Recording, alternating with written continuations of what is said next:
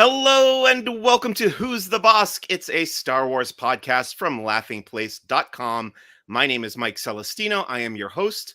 I am the lead Southern California reporter for laughingplace.com and its lead Star Wars reporter as well. This is episode number 156 of Who's the Bossk, and we will be discussing Volume 2 of Star Wars Visions, the animated Lucasfilm anthology series on Disney Plus. For that discussion, I have invited back on the show my friend and fellow Star Wars content creator on YouTube, very, very popular guy. You know him from Star Wars Explained, of course. His name is Alex Damon. Alex, thank you so much for taking some time out of your very, very busy week to come chat with me about Star Wars. Well, thanks for having us back. And honestly, we're getting to the point where it's not so busy anymore. So this is perfect. That's right. Yeah. So I had initially asked you to come and talk with me about Star Wars Visions a couple weeks ago around May the 4th.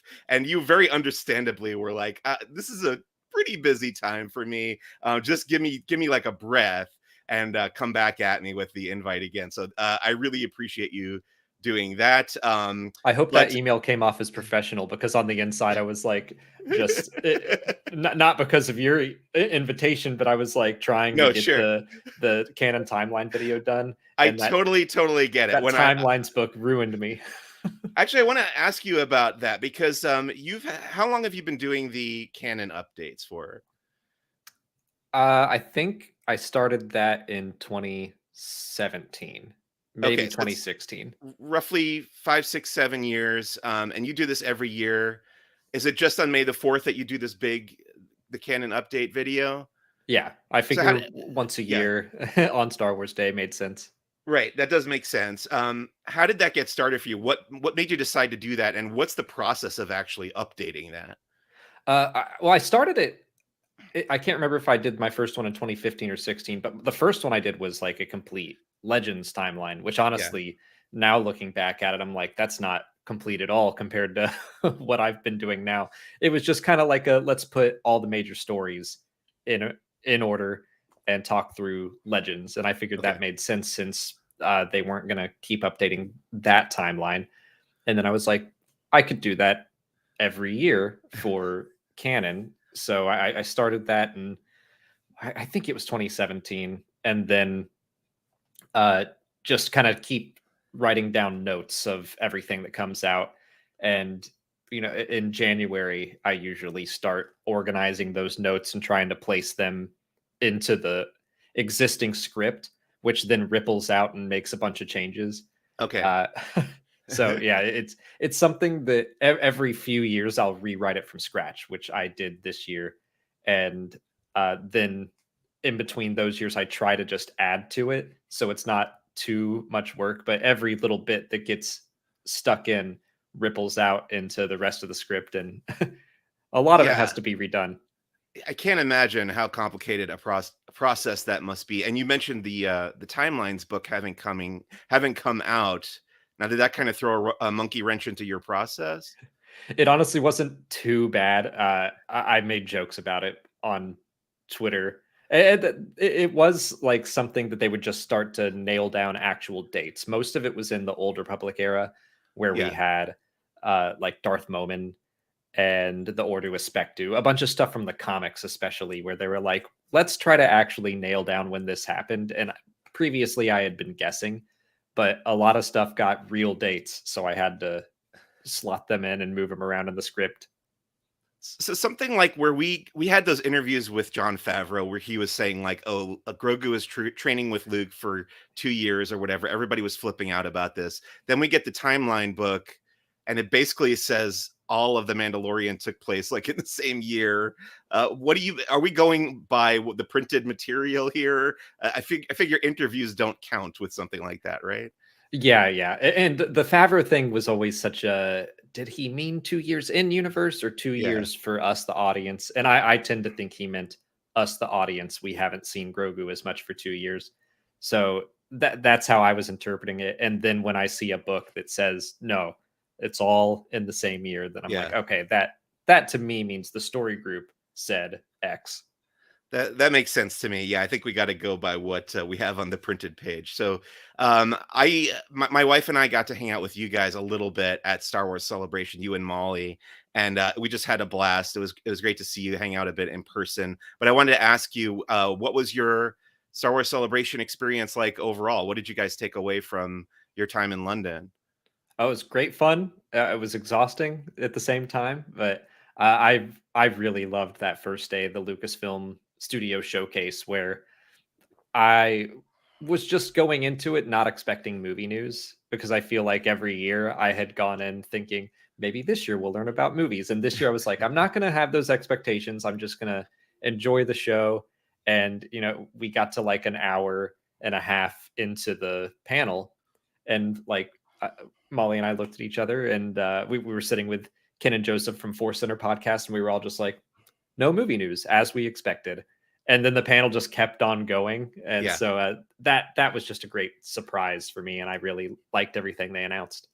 Of those three movies, you've probably said this somewhere else, but which are you most excited for of those three?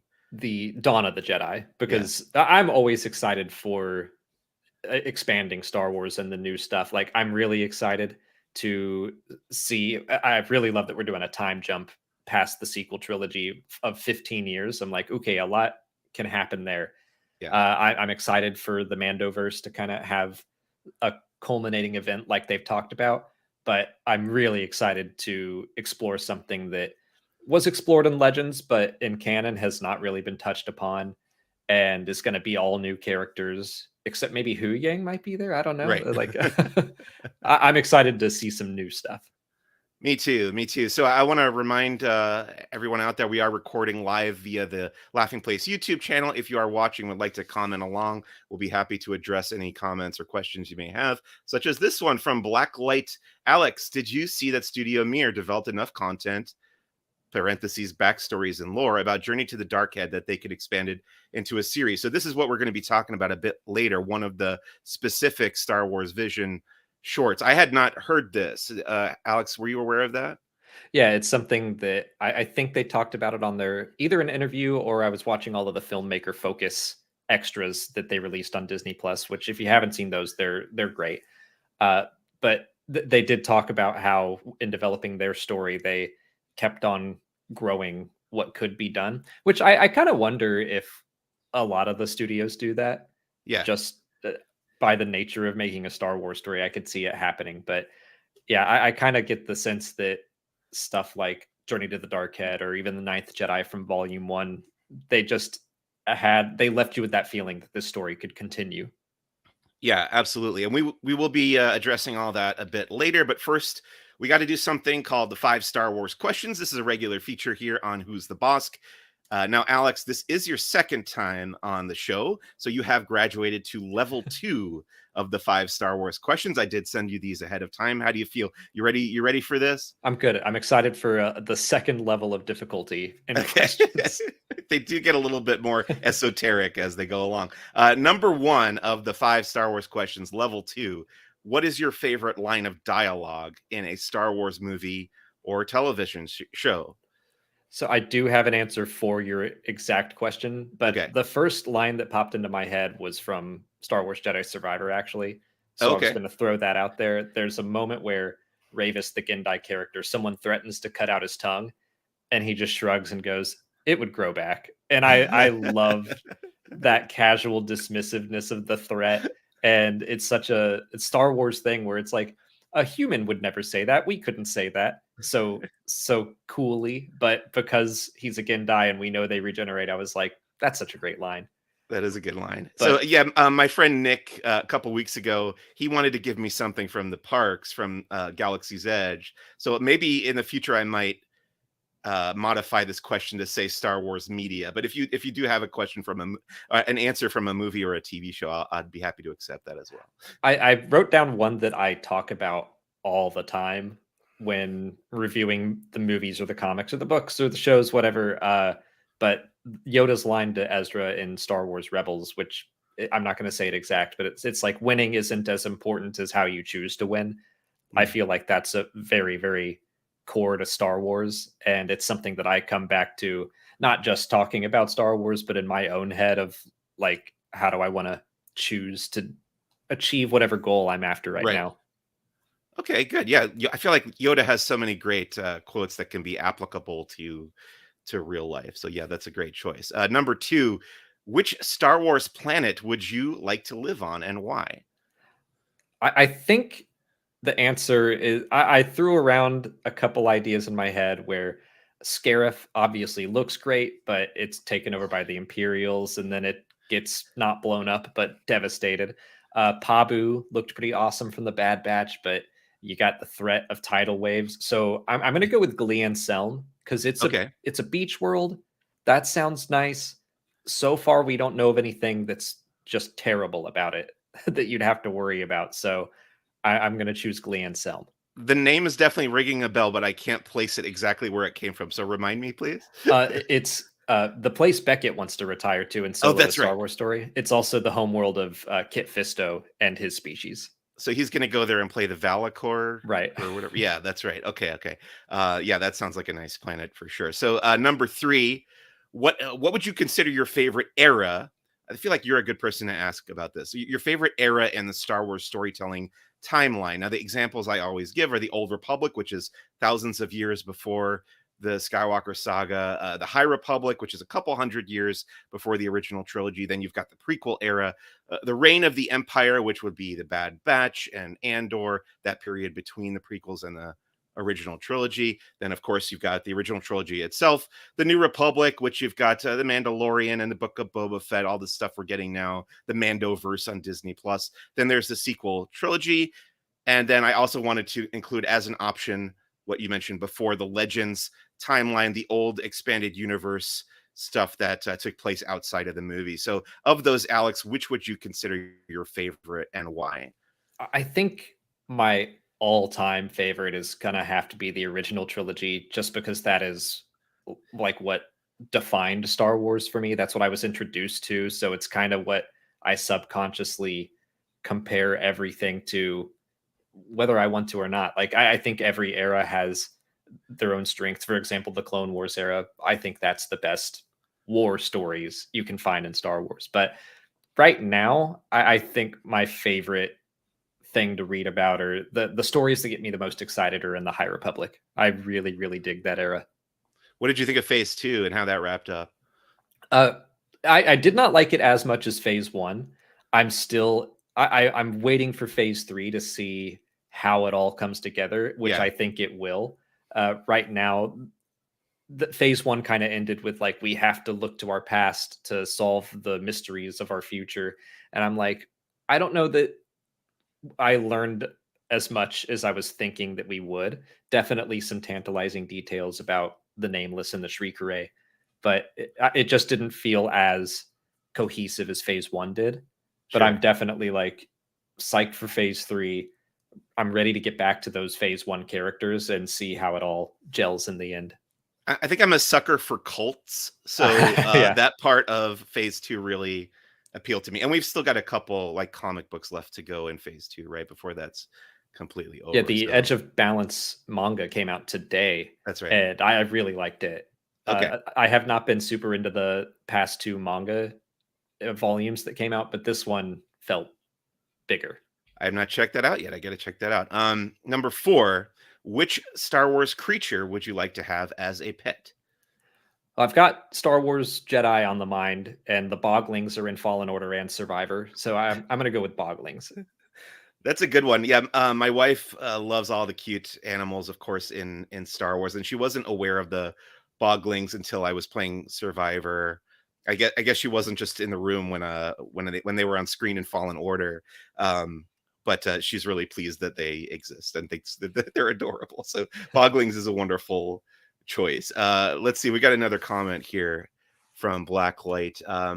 Do you think we could get a Vision short in the Clone Wars or Tales of the Jedi animation style? I guess meaning from Lucasfilm Animation, or I don't know. What do you think of that, Alex? I think the only way that would happen is if they did, if it was, yeah, Lucasfilm Animation taking over for that. But since Visions is kind of meant to be a completely different Right. style, I want to say no, but then also the Bandits of Golok Yeah. short. actually did make me think. I was like, this looks like the Clone Wars on Yeah. occasion. So there is that. I was thinking that as well. Number 5, the fifth and final of the 5 Star Wars questions, level 2. This is one of my favorites as well. So pretend you're Kathleen Kennedy. You're sitting there, and you're the head of Lucasfilm. You can bring in any creative person you want, any filmmaker or author, to come in and pitch their own Star Wars story. Who would you bring in? What creative person, famous or not famous, would you like to see create their own Star Wars story?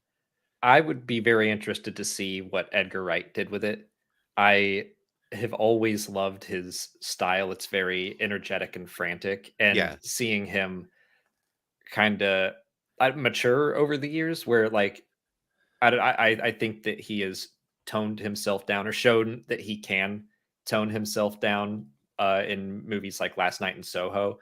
So I'd love to see him kind of find an in between where it still feels very frenetic and Edgar Wright. Uh, I'd also want it to have his sense of humor, but I really like his writing and his sense of style.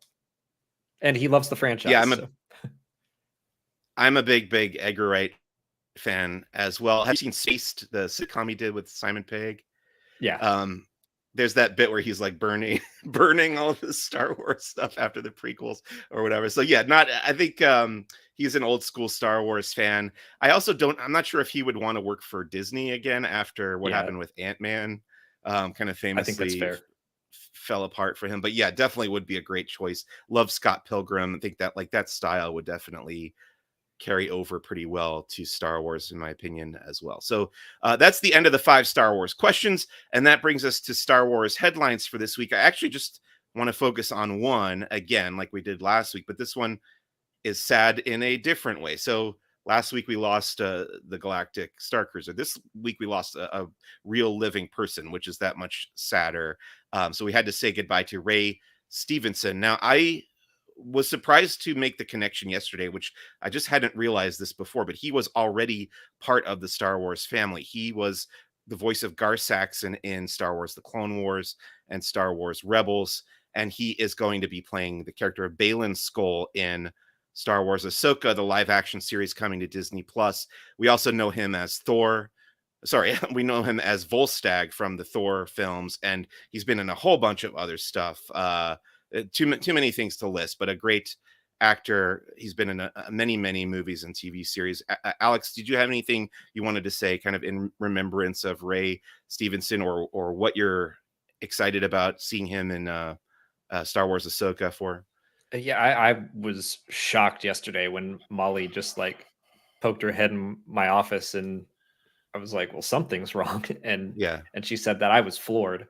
And I immediately just thought to him at Star Wars Celebration at the Ahsoka panel. He was just so enthusiastic. So he just seemed like the coolest dude and was excited to be in this project. The character in the trailer looks really interesting and compelling. So I can't wait to see everything that he does. But beyond his Star Wars work, I mean, I got really obsessed with the film RRR last year, and he hmm plays the villain in that, like a completely hateable person. But Ray Stevenson, I feel like just elevated everything he was in, everything I've seen in from RRR to Punisher, Warzone, or even like Dexter.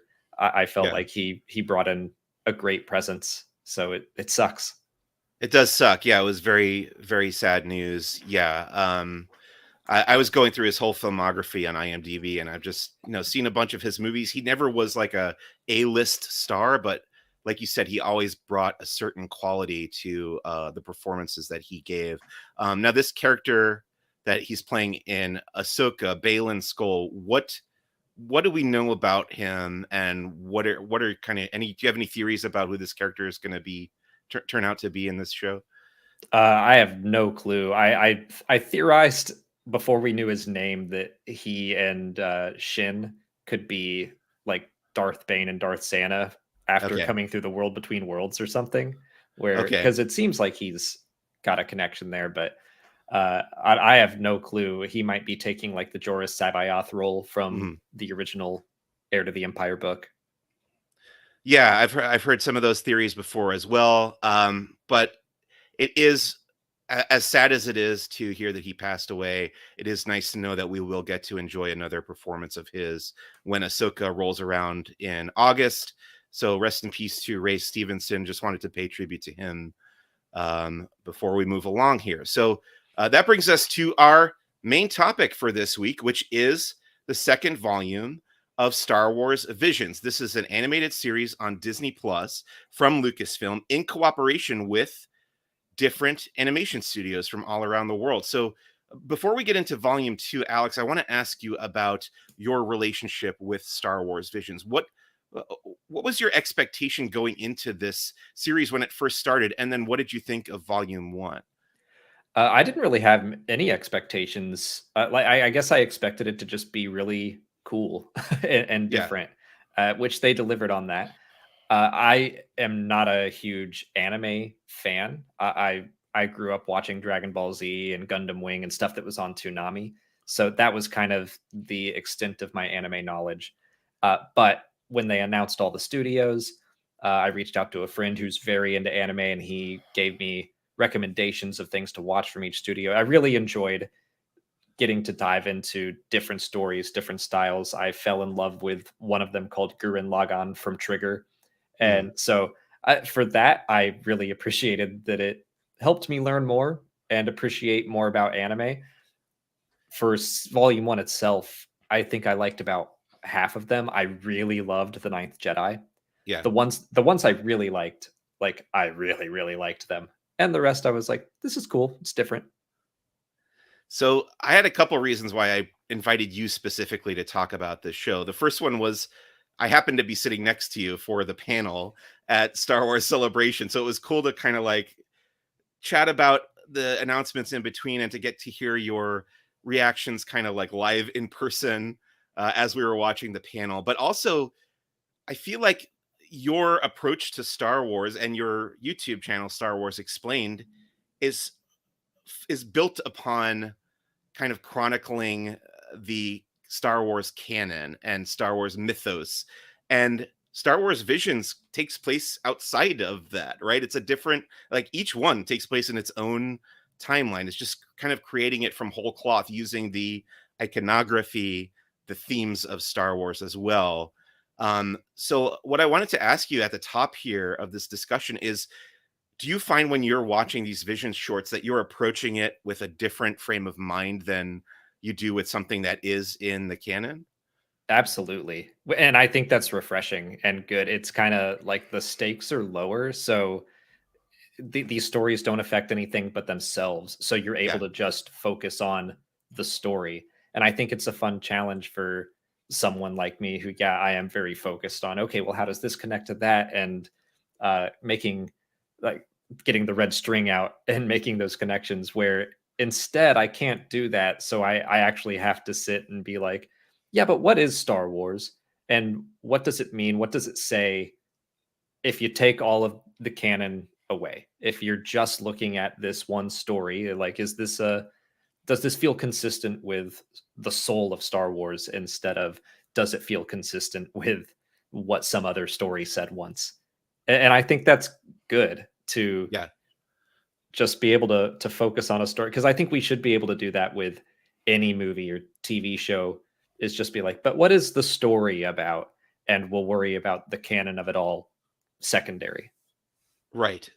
Yeah, to my mind, it's almost sort of like Lucasfilm is going out, finding these animation studios who have already accomplished a lot of great, wonderful things on their own, and then approaching them about creating their own Star Wars story with no like you said, no ties, no red string tying them to other parts of the canon. So it's almost like they're creating their own official fanfic, like officially sanctioned fanfic that's going to be on Disney Plus. So let's say a Star Wars fan doesn't know anything about Visions or hasn't watched it yet. How would you appeal to them to watch this series? What would be your pitch of what Star Wars Visions is all about? Yeah, I mean, I think I would first and foremost talk about how it exists outside of the canon. It's not Yeah. connected to anything else. You don't have to know anything about it to potentially enjoy any of these.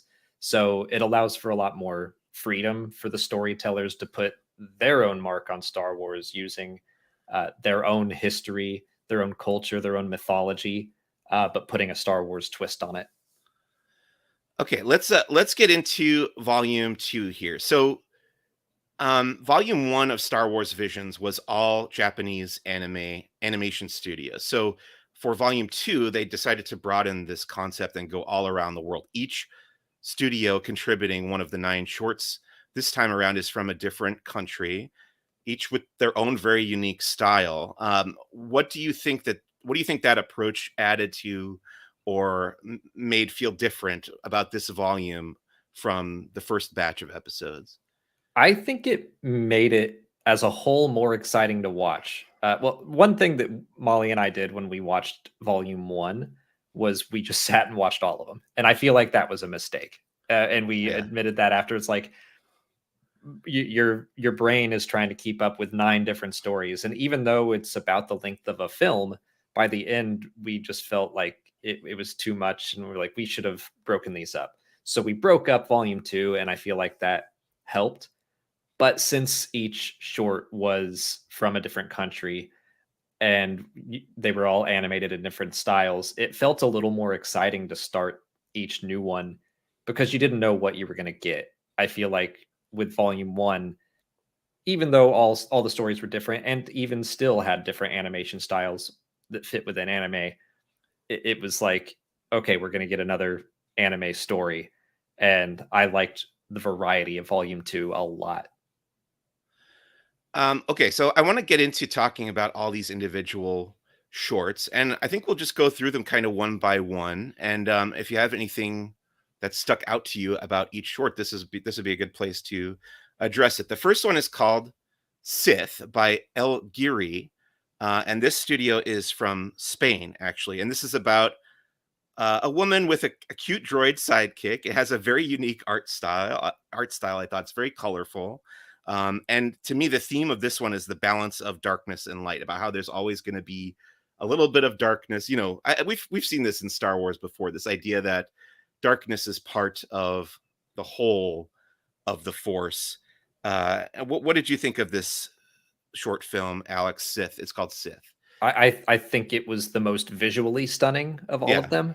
I also think it's the most what's the word I'm looking for? Kind of it's more metaphorical Mhm. and more heady. I like that one ended and I was like, oh, I really want to sit and think about what that meant. But yeah, I think I agree with you that it is about how the dark side is not a part of the force that you can reject because it is Yeah. part of the whole. It's just about not letting the darkness control you. And so I liked the main character learning that she can better control the light side if she accepts the darkness within her. That's kind of what unlocks her full potential at the end. Right. So as the story goes along, we kind of learn that this main character was at one point a Sith and has left the Sith Order to go off on her own, and she's creating art, but the dark side keeps popping up in her art, and she's trying to fight it. But then the Sith, I think it's implied that it was her Sith master, shows up, and there's a big lightsaber duel at the end. And this is kind of going to lead into something that I want to talk to you about regarding Star Wars Visions, because I felt like in Volume 1, uh, all the anime shorts, there was almost kind of an over reliance on the Jedi and lightsabers and lightsaber duels specifically. I didn't feel like that was as big of an issue for me in Volume 2, but I do still feel like the inclination or the instinct when these animation studios are presented with this prompt, basically go and make your own Star Wars story. The instinct tends to be, oh, I want to make a story about the Force or about the Jedi and have a lightsaber duel in there. But to me, that ends up being a little bit repetitive. So I guess my question to you is, do you agree with me first of all, and then do you think there was a way to kind of get around that repetitive nature? Yeah, I agree with you. I also agree that it wasn't as big a deal in volume 2. I really appreciated when we hit shorts like I Am Your Mother, which was about pilots, or The Yeah, Spy Dancer, right. which didn't have the force at all. no lightsabers or anything. So I really appreciated that some studios did not include lightsabers, but I'm also like, if this is your one shot to make a Star Wars story and put your stamp on the franchise, and it's like, Right. yeah, of course you're gonna want to put a lightsaber in there and make it your own. So I totally get it. But I also agree that it can be repetitive. And I think it's interesting how often kyber crystals pop up Yeah. in both volumes. Yes. That's not a huge part of Star Wars, especially in the movies, but people have really latched onto that across different cultures and want to explore that. I think that's interesting, and I don't know what it means. Right. Yeah. The kyber crystal thing is another frequent theme. But yeah, I totally understand that. If you say Star Wars, the first thing somebody's going to think of is a lightsaber. I totally get that. But to me, there's so much more to the franchise. There's the whole. I feel like the underworld, especially, is Mhm. underexplored in Star Wars Visions. We get little hints of it here and there, but that's why the what was the one in Volume One that was like the rock band on Yeah, Tatooine? Tatooine. I was just thinking about Yeah, Tatooine Rhapsody. right. It's like I feel like people didn't love that one, but to me it was refreshing because it was so different from all the others. So I don't know. I think that's maybe my own personal preference. Let's talk about the second. Well, first of all, I want to address this comment. I love that even when the story doesn't fully do it for me, like with Sith, the animation always pulls through to make me like and appreciate it more. Yeah, I totally agree with that. And none of these are less than entertaining or less than gorgeous to look at, for sure. The second short in this volume is called Screecher's Reach by Cartoon Saloon. This is an Irish animation studio. They've made some pretty famous stuff, actually. I was looking at their Wikipedia page, so they're fairly well known. I would describe this as taking place in a dystopian kind of a factory at the beginning, and it's all about escaping the kind of the drudgery of your workaday world to in search of adventure, kind of this hero's journey that we see all the time in Star Wars. But there is a twist to this which made me really like it quite a bit, because not only does it delve a bit into the horror side of Star Wars, because you have this banshee like villain that's sort of a force ghost that they go and confront in this cave, but also this main character's hero's journey. It's kind of toward the dark side, which is you don't see that very often. What did you think of Screecher's Reach, Alex? It's my favorite of the bunch. Okay. It might be my favorite of both volumes. That I was not expecting that one. The way Yeah. that I think they do a great job at this was Cartoon Saloon. They did a great job at setting it all up to be like, yeah, this is Luke Skywalker. This is the Goonies. Like just a bunch of kids. Like let's cut school for the day. Let's get away from the factory. Let's go on an adventure and have fun. And you see Dell looking out at the stars, wanting more, and you're like, yeah, this is Luke Skywalker, and you're rooting for her. And then then halfway through, they get to the cave, and it's like, oh, this isn't that fun anymore. It's scary. And then you see the ghost, and like I had chills for the rest of that short. I thought the ghost was really cool, and then learning that it was an actual person, and that like then Dell kills her and gets Yeah. outside and the Sith shows up, and it just like kept on snowballing to this point where you're like, I'm not rooting for her to leave anymore. Uh, I was rooting for it early on, and then watching it again, you can see so many hints that Yeah. they layered through. I thought it was really well done. I will say the one little nitpick that I had was, and maybe I just read it wrong the first time I watched it, but at the end there's this character that shows up, played by Angelica Houston, very famous actress. Her voice is the voice of this character at the end. She's basically the mentor character that pops up. Now this is another theme that pops up actually fairly often in this Mhm. volume of Star Wars Visions. You have a young girl leaving with a master character at the end of the short. This happens multiple times, but in this one, um, the character does turn out to be a Sith. The credit at the end is Sith Mother. That's the title, the name of the character that Angelica Houston is playing. But in my head, it was ambiguous until I saw that title. When did you pick up on the fact that she was a Sith? The second we find out that Dell's pendant is a Yeah. communicator and it lit up red, I was like, Okay. "Uh-oh." So it's Like, just "Oh, that no." color. Yeah. Because she'd been clutching it and kinda saying, like, "I'm pulling strength from you, I believe in you," and I was like, "Oh, that must be her mother's or something." I thought it was a family member's. So then the fact that she's like, "It's finally time for us to meet," and it was lit up red, and I think it was supposed to be kind of ambiguous because it always makes me think of Tolkien that Right. servants of the enemy will appear fair but Yes. feel foul. That's right. And in the filmmaker focus, they talked about how her ship was designed to look like this beautiful flower from the front, but the back has got thorns that'll hurt you. And so I was very much like, that Yeah. person's evil and is See, looking for a new apprentice. I loved the ambiguity. I was like, okay, she actually that character seemed like she might be evil, but I think there's a way to read it where she's not. But then the end credits kind of tipped it in that in the dark direction. I was a little disappointed that they spelled it out for us. I did like the ambiguity a little bit more, but yeah, this is we're gonna get a little bit later. We're gonna rank our three favorites, and this is definitely on my list of top three as well. Really loved Screecher's Reach. Let's get into the third short called In the Stars. It's by a studio called Punk Robot from Chile. It's stop motion mixed with CGI, which looks just amazing. It's about two sisters, and they're sort of from a primitive species that live on this planet that was invaded by the Empire, and the Empire has built this big, noisy, polluting factory.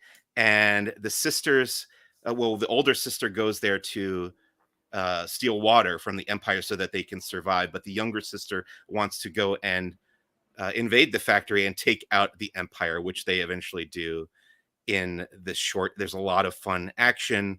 It looks gorgeous, like I said. There's this whole thing with cave paintings that actually reminded me a lot of the Gendy Tartakovsky Clone Mm. Wars micro series.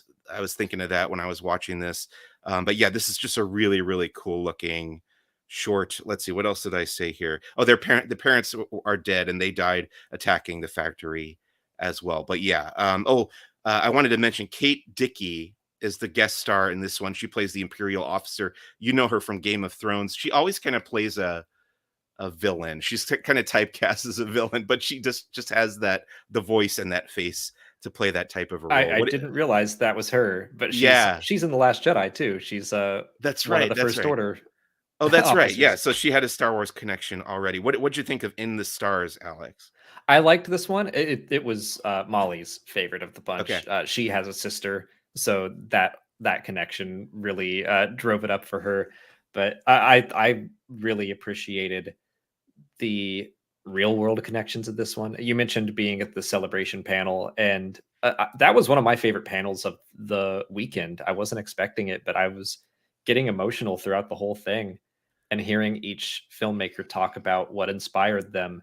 And the creators of this one talked about real world uh, Chilean history and the Patagonian people and area where they exactly what happened in the short happened in real life not Oh that wow. long ago. Oh, And so the sisters, the planet, their artwork, their clothing, all of it was based off of Patagonia, which I thought was really cool. sometimes for my job when I'm at one of those panels, I'm like rapid fire live tweeting. You may have noticed as I was sitting Oh, next we to you. were both like we Yeah. there was So something that I missed and I was like, "Did you get that?" And you helped right, me out. right. Yeah. So I miss, yeah, like you said, I miss stuff. So that was something that I did not pick up on. So that's amazing to hear that this is all inspired by a true story. So it makes it even more interesting for sure. So that's a real good one. In the Stars. The next one, the fourth one, is the one that we got to see at Star Wars Celebration. This is the one that was screened there, and it made sense that they screened it at Star Wars Celebration Europe in London there, because this is from the British animation studio Aardman. I love Aardman. I've grown up on their Wallace and Gromit shorts. They made the movie Chicken Run. They've just done a whole bunch of wonderful stop motion animation over the decades. Really, just one of the most famous animation studios outside of Disney, I would say. working, still contemporary animation studios. So this is stop motion. It guest stars Dennis Lawson as Wedge Antilles, which is very funny. It's about a family race at the Flight Academy. My first question for you about this short, Alex, when do you think this is supposed to take place? Is this like New Republic era? I would guess so. If Wedge is like a celebrity and Yeah. he's selling merch and stuff, I think that it makes sense that it would be after he's kind of capitalizing on, hey, I blew up the second Death Star. So Like we said, it doesn't necessarily tie into the larger canon, but this does have a familiar face in there. Wedge Antilles is a character in this short. It's about a mother-daughter relationship. They're Twi'leks. Do you say Twi'leks or Twi'leks? I'm still not sure about I that. say Twi'lek, but to me, Twi'lek. that's the ultimate tomato of the Star Okay. Wars universe. And this one is another one that does not have the Force. It does not have lightsabers. It's about pilots and pilots in this very specific race. It's kind of a low stakes one, which I always enjoy coming out of Star Wars. It's not about saving the universe. It's just about a family race. It's very funny. There are more Easter eggs than I could count in this one. And it's got a lot of wonderful humor as well, as we know is one of the trademarks of Aardman Animation Studios. What were your thoughts on I Am Your Mother? Really liked this one. Like you said, the fact that it's about pilots, it's not about the Force or anything Yeah. huge. It's just like a family story. And the villains, the over the top villain family was great. All the jokes. I noticed on like my third watch, there's a stall where people are selling things that Luke Skywalker has touched, and his lightsaber is there, and you can see Maz Kanata's hand come out and take it and like sneak Wow. off with it. So like just so many details like that are sprinkled throughout. I We think it's very finally funny. got that story that was for another time. Uh-huh. And it took Aardman to give it to us. Yeah, this is on my top 3 as well. I won't tell you which slot it got yet till we get to that. But love Aardman, love what they did with Star Wars. The 5th short is called Journey to the Dark Head. Now, this was brought up in the comments in the chat earlier. This is by Studio Mir from South Korea. It starts off really interesting to me. This started off in a really unique place where there's this temple where there's all these rocks at the bottom of this big long chasm. And the raindrops are falling on the rocks and they're reading the prophecies that are revealed by the rain in the stones. I thought that was really unique. And then to me, it got kind of generic by the end. And we ended up with another lightsaber duel between the forces of good and evil. This was the one that reminded me the most of Volume 1. Now, this is a East Asian animation studio, so I think that probably makes sense for that reason. But also for that reason, I think I was least interested in this one. It's about a Padawan who teams up with one of these prognosticators from that temple to there's 2 statues. One represents the light side, one represents the dark side. That's where we get that the title from. What did you think of this short, Alex? Journey to the Dark Head. I actually liked it quite a bit. Yeah. I agree that it was just like, okay, this felt like it could have been in Visions Volume 1. But I really liked the relationship between Tool and I can't remember the pilot's name, although she wasn't really a pilot. He kept ribbing her about that. But Right. their banter back and forth was fun. I really liked the moment where they get up to the statues, and right when she's about to blow up the dark head, it changes to the light one, and the light one changes to the dark one. It's very much like we were talking about in the Sith short. You Yeah. can't just destroy the dark side of the Force. That's not how it works, because they're both light and they're both dark. Like one can't exist without the other. So I thought that was a really fun twist I wasn't expecting. I think the reason my brain kind of turned off during this one is that I was, like we talked about in the beginning, the idea of expanding this throughout the world kind of made me want to see things that were very different from what had come before. And this was stylistically, this one, and thematically, this one was very similar to a lot of the stuff that we got in Volume 1. And I think had it been in Volume 1, it probably would have stuck out to me a little bit more. But My brain was just looking for something else this time around. But yeah, all of these are well made. Like there's not a single one of them that is not, at the very least, very cool looking and fun to watch and entertaining. So that's Journey to the Dark Head. The sixth one is called The Spy Dancer. This is another of my favorites. It's from Studio La Cachette from France. It reminded me of the movie musical Cabaret, but instead of Nazis, it's about a nightclub that is frequented by Imperials, by stormtroopers and Imperial officers. Somebody working in the cabaret or in the nightclub calls it the best show in the galaxy. And it's this big, elaborate, almost sort of like Cirque du Soleil type show that the Empire really enjoys going there. But the dancers are secretly working for the rebellion, which I really enjoyed as well. There's a lot of really fun action in this one. Boy, the moment where the rebel dude comes in with that like buzz saw and takes off the K2 or the KX droid, takes off his head, I was just cheering at that moment. That was right up my alley. Let's see. It's about a mother-son relationship in this one, so there is that touching character arc backstory there as well. This mother had her son taken from her when he was a baby, and then this takes place, I guess, like 2 decades later when he's grown up and become part of the Empire. At first, she thinks he's the Imperial officer that stole her son, but then after he comes out of the shadows, it turns out that he's her son grown up, and there's this whole battle of her trying to win his heart back. And he's kind of shaved off the horns that are growing. He's almost like a Deveronian type alien species with horns on his head, and he's erased that part of his heritage to align with the Empire. Really enjoyed this one. What did you think, Alex? Same. It's weird because watching it, I was like, this one's okay. I'm enjoying it, but it wasn't my favorite until the reveal that he was her son. And I feel like I caught on to that later in the short, later than I should have.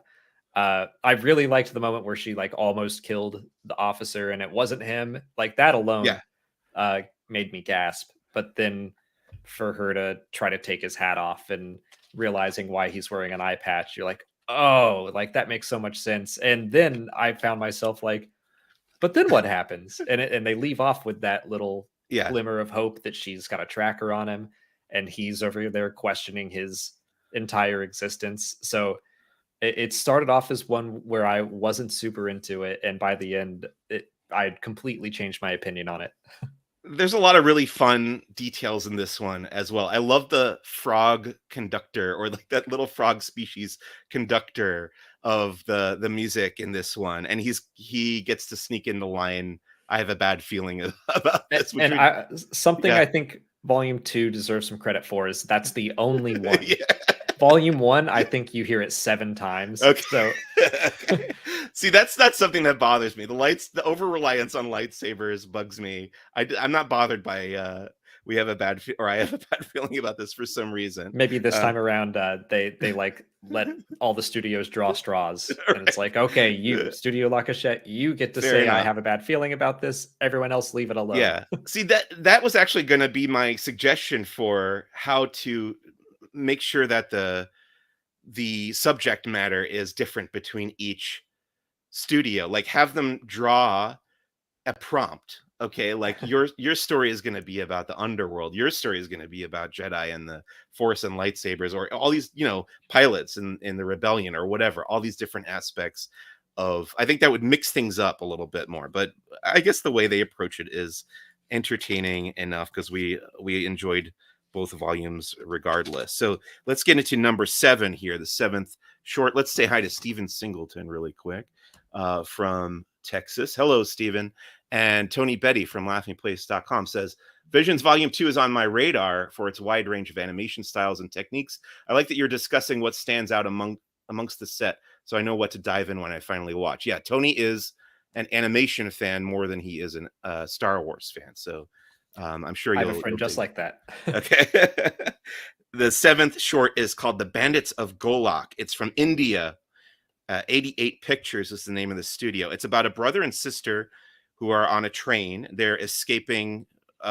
Basically, Force users are being hunted, kind of how they are in the Empire era of the main Star Wars canon. The young girl is Force sensitive. She uses the Force on the train, and the stormtroopers start pursuing her, but the brother distracts them. Then they end up at this city at the end where an old woman is, protecting them, and she turns out to be a Jedi. This one does end with a lightsaber duel, and also ends with the girl being taken into an apprenticeship by the old woman. My favorite thing about this short was actually the music. I don't know if this Mm. stuck out to you, but actually the music during the lightsaber duel in particular, I thought was wonderful. I got to go and check out that track because I know they released the soundtrack for this to stream. What did you think of the Bandits of Golak, Alex? This was probably my least favorite story-wise, but I really loved how hard Studio 88 or 88 Pictures, 88 pictures 88 in my Pictures, notes. they Yeah. they went so hard on making this an Indian Star Wars story. Yeah. Like, uh, I remember the director revealed the Inquisitor, who was based off of a mythological Indian character, a demon called Asuras, and he was like, "Let's make that an Inquisitor," and I loved that design. The Jedi woman is based off of something from India, like a specific kind of dancer that I can't remember their names, but they really put a lot of Indian food and art and music into it all. So I really liked that aspect of it. Yeah, it wasn't my favorite either. It's somewhere in the middle for me, but I really loved, like you said, the Indian flavor that was very clear, very obvious, very well incorporated into the style of this short. And the music, like I said, stuck out to me.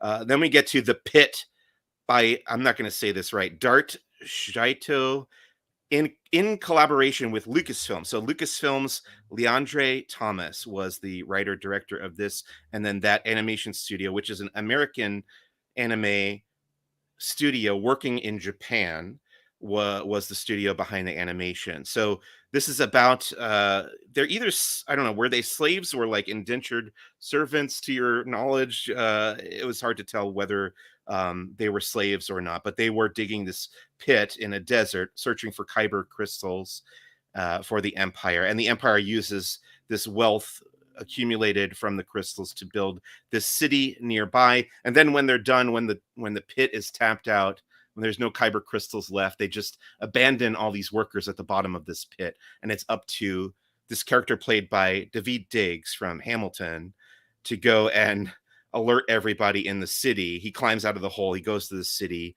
to try to find help, and they do eventually come and save everybody. So it's kind of about, relying on the kindness of strangers and the fact that hopefully people will do the right thing when they know that something, an injustice has been done by the Empire in this world. I thought this one was kind of dour to me. It was kind of a downer, I guess.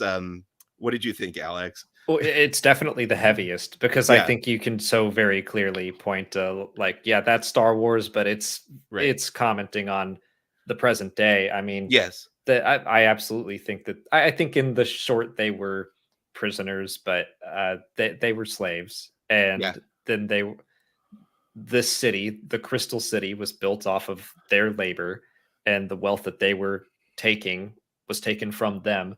Then at the end, they were set free, but they're left at the bottom of this pit. Yeah. Like, okay, great, you earned your freedom, but you have no help from here on out. It's like we're just gonna leave you down there while we're still up here. Um, but that they are able to get the word out to the citizens of that city who just didn't know. Like, no one Right. educated Right. them. People were trying to keep it a secret. And I don't like that spoke to me growing up in the South, where I mean, I remember having textbooks like tried to downplay slavery in Sure. America. And it's just, you have to be able to educate people so that they know what's good and what's wrong. Right. And I don't know, there's some people that want to just ignore the actual past, uh, as if that'll help anything. Yes, definitely a social allegory, definitely about, the class struggle, social awareness. All those things are very, very true. It wasn't terribly fun, but I don't think it's supposed to be. It's definitely about, bringing awareness to that kind of thing and using Star Wars, using the iconography of Star Wars to get to that kind of a social issue. Again, this was kind of in the middle of the road for me. But let's talk about the final short in Star Wars Visions Volume 2. It's called Au's Song. It's by a studio called Triggerfish from South Africa. It's stop motion. It's really, really beautiful. It's really colorful. It is about a planet where they're mining kyber crystals. So we're back again to kyber and looking for kyber crystals. A father-daughter story. A Jedi Knight shows up and she's collecting the kyber crystals, which they have been bled, I think is the term, when kyber crystals have turned to the color red from their natural colors, and the Jedi is purifying them. And then it turns out that this little girl, Au, also is force sensitive, and she is able to purify the kyber crystals by using her song, the titular Au's song. Boy, this one, it's just, I can tell why they ended on this one because it's so pretty. It's just Yeah. so neat to look at. Again, kind of like the first one. I think the bookends are both visually stunning. And that's really the highlight here for me. What did you think, Alex? Yeah, I think this one is so incredibly charming. It's so Yeah, cute. I love the style of making them look like handcrafted puppets. And I remember at the panel they talked about how they wanted the short to feel like playing with your toys. And so yeah, that's what they look like, toys. Some of the sound effects are people just making the sounds. I thought it was adorable. And ends on a very, even though it is the same, like for the third yeah, time, a young girl gets taken away by a right. Jedi or a teacher. But Yes. it ended so hopeful, where the others were like more melancholic or Yeah. downright scary. Yeah. I think it makes perfect sense that this was the final one. And yeah, great pointing out the adorable nature of this one because there were all sorts of critters and bugs and creatures in this one that were really cute as well, in addition to the featured characters. So yeah, very, very cool looking. Overall, how did you feel about volume 2, Alex? I really liked the variety of it. It Yeah, was more fun to watch, in my opinion, where I didn't love them all equally, but I felt like I could appreciate them all. yeah, And uh, again, we just shouldn't have watched Visions Volume 1 in one sitting. I'm glad we right. didn't do that the second time around. But I loved all the different styles and all the different, they weren't always different story elements, but I felt like everything that was repeated was distinct in how it Yeah. was presented. Yeah, I'm pretty much right with you on that. I have my own little nitpicks that I talked about. I have written reviews of these up on laughingplace.com, but by and large, like I said earlier, they're all definitely worth watching. They're all artistic and aesthetically pleasing in their own way. Let's just really quickly list off our top 3 from volume 2, and we'll kind of go back and forth here. We'll start with your third most favorite from volume 2. What did you choose for that slot? This was the hardest one for me to pick because I feel like a lot of them are my first two. I was like, I got them. And Yeah. then three, I was like, but I'm gonna go with Au's song because I Okay. think if I were to just pick three to watch right now, it would be that, just for the style and the nature of it and the happy feeling it gives me. Fair enough. My number 3 is Spy Dancer. Really loved everything about this. Very charming. The animation is gorgeously drawn 2D animation, which you don't see a lot of these days. A handful of these actually are, I believe, hand drawn, cell animated. If not cell animated, they are hand drawn on a computer. So as opposed to 3D CGI rendered animation. So yeah, Spy Dancer is my number 3. Number 2 for you, Alex. Spy Dancer is my number two. Okay. And a number 2 for me is Screecher's Reach. Love the horror elements, love the dark twist of the ending. Great characters, charming all around, gorgeous to look at as well. 2D animated. there too. Number one, your favorite of the Visions Volume 2 shorts. Screecher's Reach. Okay. We're just Glad right there. We're to see close. we're overlapping on some of these. And my number one is Aardman's I Am Your Mother. This is, if I had to watch one over and over again, this would be the one. It's just so jam-packed with little things in the background. Like you said, it's a treat for the eyes. It's really, really funny. I am a sucker for Aardman's, house style of animation and humor. So this is the one that I enjoyed the most. I've seen it the most of the ones in Volume 2. And if I were to show anyone, to introduce them to the idea of Star Wars Visions, this is probably where I would start and tell them that, they're not all in this style, but this is this is what you could do with the concept of Star Wars Visions, and then probably get into some of the darker stuff. Okay, let's talk about expanding. Was brought up in the chat earlier as well. For Volume 1, there was one of the shorts. What was it called, Alex? The Duel? Yes. That short was expanded into both a novel, which took place after the short, actually during and after the short, and then it got a comic book that took place before the short. So they really expanded the world of that particular story. And my question to you is, are there any shorts from Volume 2 that you would like to see that happen with? And this has kind of come up already in our conversation, but if you had to pick one or two in particular that you would want to see expanded upon, what would they be? Well, the two I personally want to know, like, what happens next would be Screecher's Reach and Spy Dancer. Yeah. But I actually do think the one that was brought up earlier, I feel like Journey to the Dark Head has the most kind of put into that tale to carry more storytelling.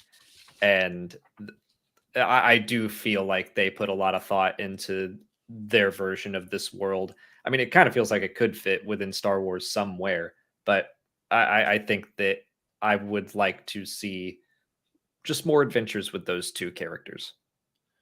Awesome. Yeah, I definitely would as well. My choice would be probably Spy Dancer. I think that, to me, there's such a loaded ending there because the son is tempted by, I'm really intrigued by this idea that we kind of got in like The Force Awakens of the villain character tempted by the good side. It's kind of the twist on the old tempted by the dark side thing. So you had that little hint of him looking at the hologram, that maybe he wants to make contact with his mother again. So yeah, I would like to see where that story goes, but hopefully, maybe we'll get from Lucasfilm Publishing, we'll get some additions, expansions for some of these stories as time goes on. For Star Wars Visions in general, this was the end of Volume 2. Would you like to see a Volume 3? And if so, do you have any notions as to how the idea could be mixed up again or expanded upon? Yeah, this is a great thing that I wouldn't mind if they did it like every May 4th. I think Volume 1 was released in September, but Yeah, it felt like something fun and different to drop on May 4th that we right. could all just like watch and kind of celebrate other cultures and other points of view. But I would happily keep on watching.